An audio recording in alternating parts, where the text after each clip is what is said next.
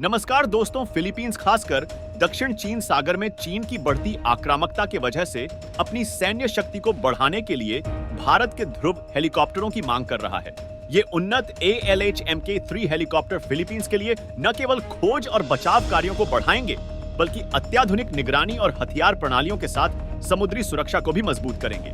आइए देखते हैं आज के वीडियो में कि यह डील रक्षा निर्यात में भारत की बढ़ती ताकत और फिलीपींस को उनकी सॉवरेंटी की रक्षा में भारत के स्ट्रेटेजिक सपोर्ट को कैसे दर्शाती है।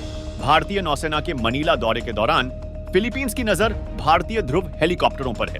हाल ही में फिलीपींस के एक प्रतिनिधिमंडल और भारतीय ध्रुव हेलीकॉप्टर के चालक दल के बीच बातचीत हुई, जिसने भारत से फिलीपींस को इन हेलीकॉप्टरों की बिक्री के बारे में चर्चा को फिर से जगा दिया।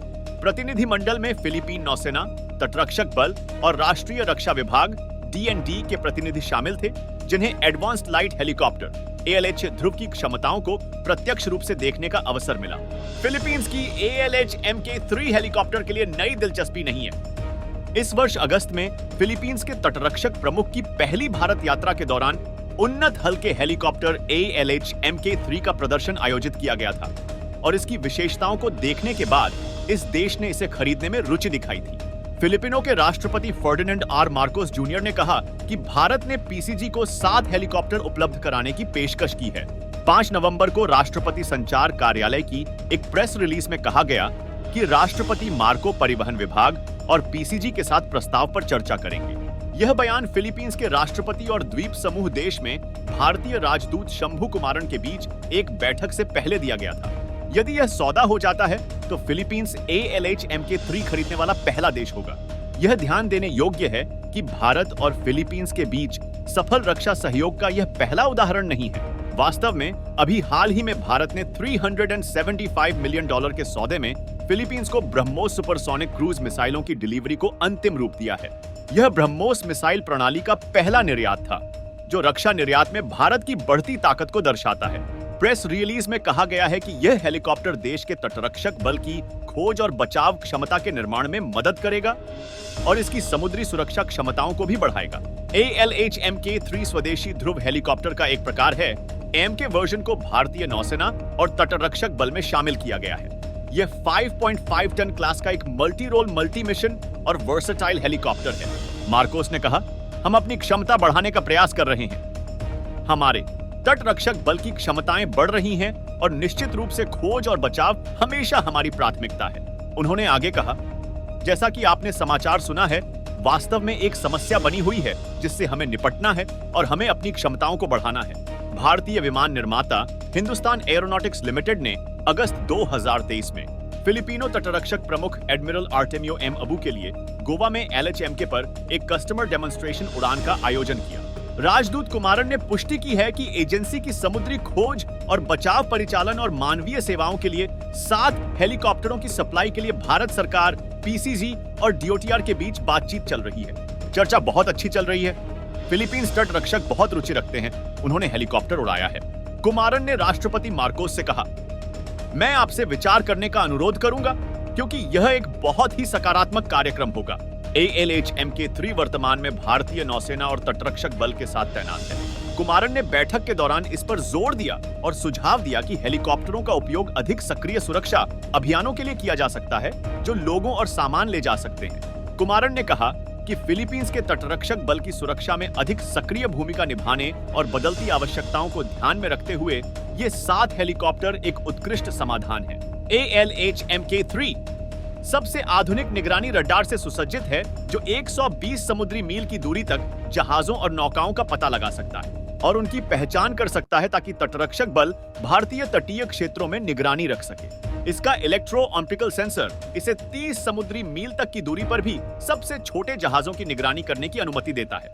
ये हेलीकॉप्टर समुद्री टोही के अलावा लंबी दूरी तक खोज और बचाव अभियान भी कर सकते हैं। ALH Mk3 में कांस्टेबलरी मिशनों को अंजाम देने के लिए एक भारी मशीन गन भी लगाई गई है। भारत और फिलीपींस के तटरक्षकों ने अगस्त 2023 में अपने पहले समझौता MOU पर भी हस्ताक्षर किए, जिससे समुद्री क्षेत्र में अधिक सूचना साझा करने का मार्ग प्रशस्त हुआ और फिलीपींस ने भारत द्वारा पेश किए जाने वाले सैन्य हार्डवेयर में गहरी रुचि दिखाई है, जिसमें ALH Mk3 और स्वदेश निर्मित युद्धपोत शामिल हैं। ब्रह्मोस सुपरसोनिक क्रूज मिसाइल की डिलीवरी 2024 की पहली तिमाही के लिए निर्धारित है। दक्षिण चीन सागर के दूर इलाके में फिलीपीन का झंडा लहराता एक जहाज चीनी विस्तार और दुनिया में बढ़ते टकराव के खिलाफ एक प्रतीक बन गया है।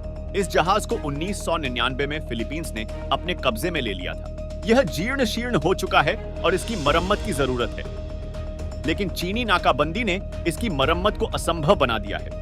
इसे अक्सर सबसे असंभावित सैन्य अड्डे के रूप में जाना जाता है। द्वितीय विश्व युद्ध के समय का यह जहाज उथले पानी में खड़ा है, जिसे जानबूझकर स्प्रैटली द्वीप समूह के दूसरे थॉमस शोल पर उतारा गया है। सियरा माद्रे अब समुद्र और मौसम की अनिश्चितताओं से तबाह हुआ एक जहाज का मलबा है, लेकिन फिलीपींस इससे पीछे नहीं हट सकता और दक्षिण चीन सागर को बीजिंग को नहीं दे सकता।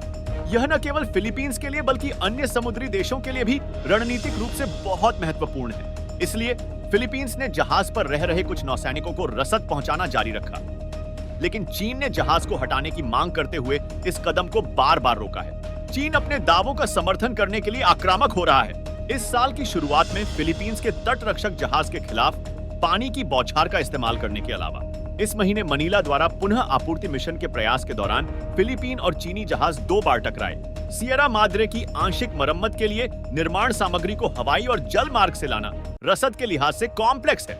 दूसरे थॉमस शोल में केवल एक बहुत ही संकीर्ण प्रवेश द्वार है जिसे आसानी से अवरुद्ध किया जा सकता है, और चीनी जहाजों को पास के मिस्चीफ रीफ से जल्दी से तैनात किया जा सकता है, जिस पर 1995 से चीन का कब्जा है। अब फिलीपींस अपनी सेना को आधुनिक बनाने के लिए एक रोड मैप लेकर आया है। फिलीपींस अपनी वायुसेना के लिए नए लड़ाकू विमान खरीद रहा है और नौसेना के लिए पनडुब्बियों पर विचार कर रहा है। ये खबर तब आई है जब फिलीपीन तटरक्षक बल ने पहले 2020 और 2021 की समय सीमा में ध्रुव हेलीकॉप्टर हासिल करने की इच्छा जताई थी। रिपोर्ट्स के अनुसार पीसीजी लगभग 7 ध्रुव ALH-MK3 हेलीकॉप्टर खरीदने में रुचि रखता है, जिसे संभावना है कि भारतीय क्रेडिट लाइंस के माध्यम से फाइनेंस किया जा सकता है। हिंदुस्तान एरोनॉटिक्स लिमिटेड द्वारा निर्मित ध्रुव एक मल्टी यूजफुल हेलीकॉप्टर है जो समुद्री संचालन के लिए उपयुक्त है। इसकी क्षमताओं में खोज और बचाव, समुद्री गश्त और तटीय सुरक्षा शामिल हैं। ये सभी ऐसे क्षेत्र हैं जहां फिलीपीन तटरक्षक बल को अतिरिक्त संसाधनों की आवश्यकता होती है। हालांकि मौजूदा चर्चाओं का विवरण अभी तक सार्वजनिक नहीं किया गया है, लेकिन यह हालिया बातचीत भारत और फिलीपींस के बीच सौदे को अंतिम रूप देने की दिशा में एक संभावित कदम है। भारतीय नौसेना और तटरक्षक बल के साथ ध्रुव के सिद्ध प्रदर्शन के साथ साथ अनुकूल फाइनेंस ऑप्शंस की संभावना इसे फिलीपींस के लिए एक आकर्षक विकल्प बनाती है। अगर ध्रुव हेलीकॉप्टर सौदा अंतिम रूप ले लेता है तो इससे दोनों देशों के बीच रणनीतिक साझेदारी और मजबूत होगी। कृपया इस विषय पर अपनी प्रतिक्रिया हमें कमेंट करके जरूर बताएं। वीडियो को लाइक करें, शेयर करें और नए वीडियो के लिए चैनल को सब्सक्राइब करना न भूलें। धन्यवाद।